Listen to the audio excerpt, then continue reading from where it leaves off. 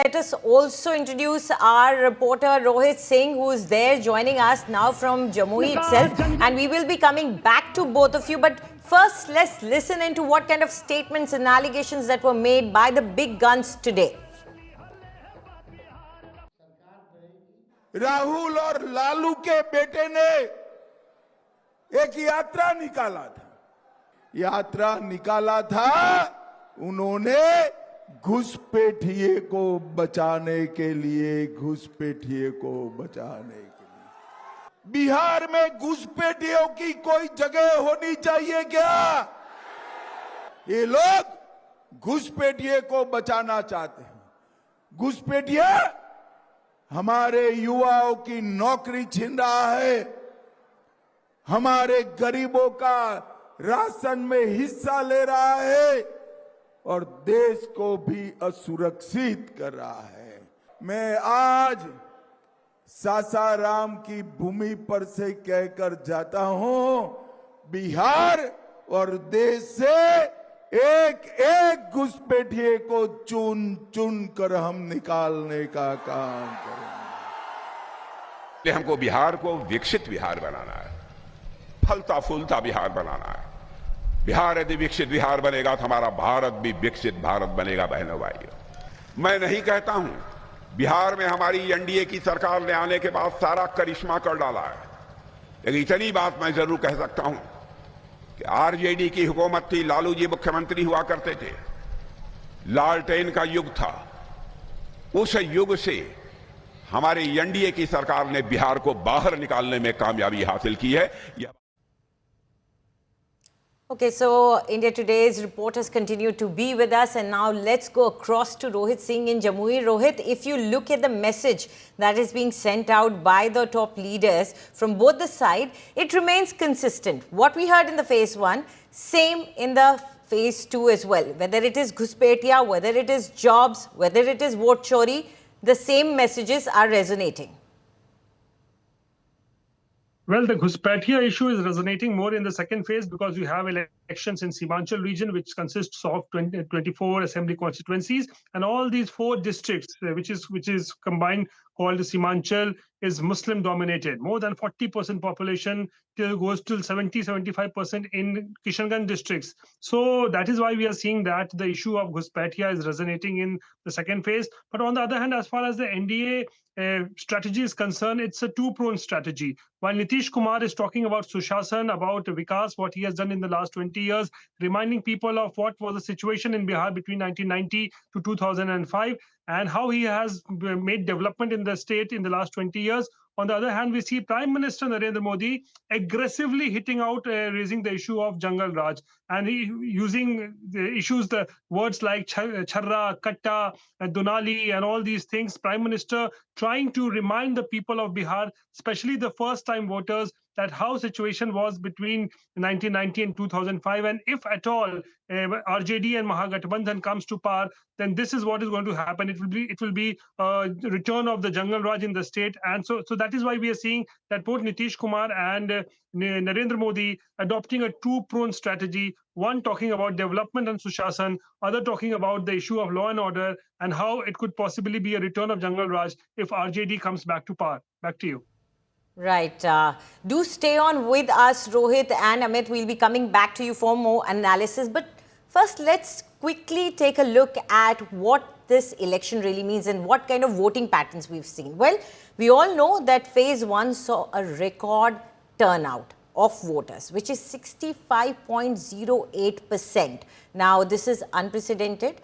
Whereas if you look at the numbers of 2020 assembly polls, in the first phase, we saw a turnout of 56.1%.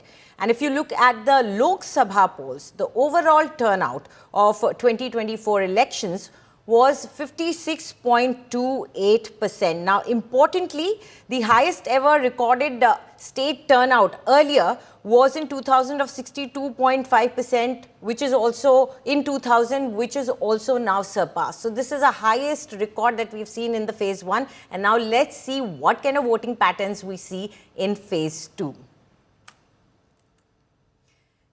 Now let's try and make sense of what is the messaging of Mahagathbandhan here. Let's listen to what the top leaders of the Mahagathbandhan are saying. मैं साफ बोल रहा हूं कि नरेंद्र मोदी, अमित शाह और ये जो chief election commissioner है ज्ञानेश, ये वोट चोरी कर रहे हैं। इनकी पूरी कोशिश लागू है, ये बिहार में करेंगे, इन्होंने हरियाणा में की, इन्होंने महाराष्ट्र में की, इन्होंने कर्नाटक में की, छत्तीसगढ़ में, मध्य प्रदेश में की, यहाँ भी कोशिश कर रहे हैं। और मैं बिहार के युवाओं से कह रहा हूँ, बिहार के जो जनरेशन जी है उनसे कह रहा हूँ, हमारी सबकी जिम्मेदारी है, आपको सावधान रहना है पोलिंग बूथ पे, वोट चोरी नहीं होने देनी है। ये नरेंद्र मोदी जी, नीतीश जी, ये अंबानी अदानी के लिए काम कर रहे हैं, ये आपका भविष्य आपसे चोरी करने की कोशिश कर रहे हैं। आखिरी दिन है चुनाव प्रचार का और इस बार माहौल बहुत अच्छा है। पूरे बिहार की जनता जो है आशीर्वाद दे रही है, इस बार बदलाव के लिए वोट किया है, आगे 11 तारीख को भी करेगी। और प्रधानमंत्री जी हों या केंद्र के मंत्री हों, कोई भी लोग 65% जो आरक्षण हमारी 17 महीने की सरकार ने जो बढ़ाया था, उस आरक्षण के बारे में ये लोग कुछ नहीं बोल रहे। बताना चाहिए कि गुजरात को कितना दिया, बिहार को क्या दिया, इस पे तो वो बात नहीं कर रहे हैं। And our reporters continue to be with us. From Sasaram in Bihar is Amit Bharadwaj, and Rohit Singh continues to be with us from Jamui. Now, Amit, do tell us, you're there on the ground. What is the sense you are getting? Also, when we talk about this high record voter turnout, are you getting the same sense in the areas for the phase 2 as well, that people are excited to go out and vote?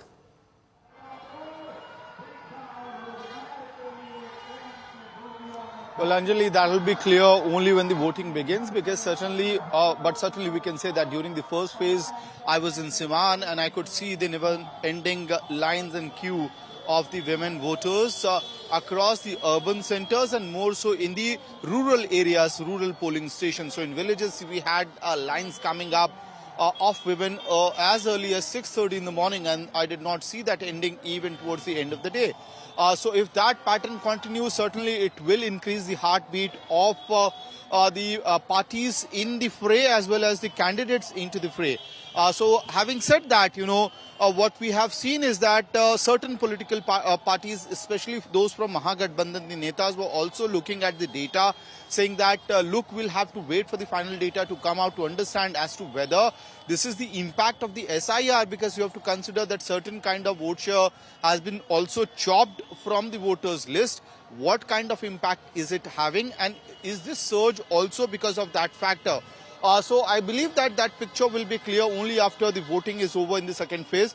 But certainly, if we speak about Sasaram and the adjoining areas, here are two very crucial seats, one being Sasaram in Rohtas, where Upendra Kushwaha's wife Snehlata is contesting. Now, Upendra Kushwaha's family has been witnessing electoral setbacks in the recent time, and they would hope that after joining the NDA, things would get better for them. However, having said that, Sasaram happens to be, for the past two elections at least, RJD bastion. Will this caste combination work out, or will the outsider stamp that's being put by the RJD against the NDA candidate work? And Ritesh Pandey of the Jan it's an Swaraj election and we never know what works and what equations work, that's for sure, Amit. But let's cut across to Rohit. Rohit, there are promises that are made and there are promises that are kept. But in Jamui as well, there are promises made of medical colleges by the NDA government now. So now do tell us what works in areas that are coming under the phase 2. What are the main issues there? Well, see, whether it's the NDA or the Mahagathbandhan this time, everyone has literally flooded. They have flooded the entire political situation of an atmosphere of Bihar with promises and lots of promises. On the one hand, we see that how NDA has made more than 30 big announcements in the last 3 to 4 months, including the crucial 10,000 rupees that was cash transfer in the account of women in the name of a job for providing Rozgar. On the other hand, we see that the issue of Rozgar resonating in Mahagathbandhan also Tejasvi Yadav going to the extent of declaring that every household, one person in every household of Bihar will be given a government job. Apart from that, several announcements for Jivika Didis, and how he intends to give 30,000 rupees cash in one go on 14th of January, which will be part of the Ma Bahin Samman Yojana, where he had announced that 2,500 will be provided every month. But now he has declared that in the first year, the initial, all the amount for the 12 months will be given as an advance, that is 30,000 rupees. So there are a lot of issues that's resonating in Bihar election this time. In Simanchal, you have the backwardness of Simanchal, that is, and the issue of Ghuspatia, which is also a critical issue, which Amit Shah has been raising now and often we are seeing. So a lot of issues are there that has been raised. Yes. Jungle Raj, another critical issue which Prime Minister is raising. So a lot of issues have been raised in these elections. Now Yes. that election, finally the campaign is over today, I hope all the netas will be going back home and relaxing for the next 2 to 3 days. Well, And now it's never relaxation period for a neta. It may be a silent period, but never a relaxation period. Thank you very much for both of you for joining with us and giving us all this analysis.